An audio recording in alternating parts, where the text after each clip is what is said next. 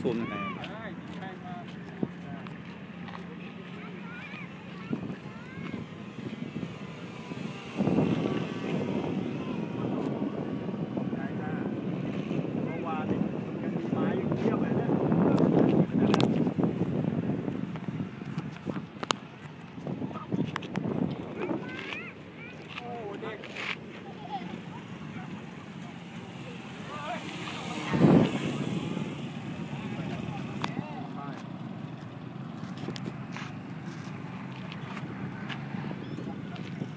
บิน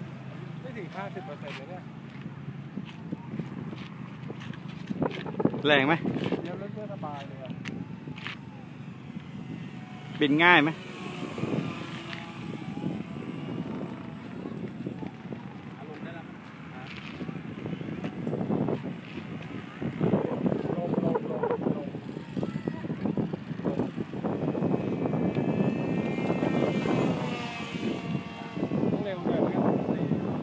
ใช่ปีกเป็นใจครับ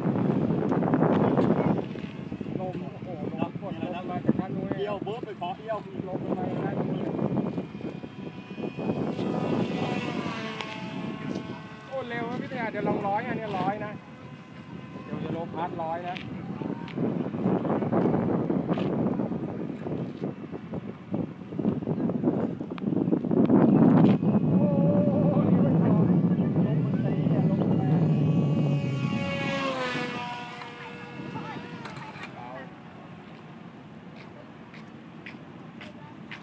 10 บาทขยับด้วย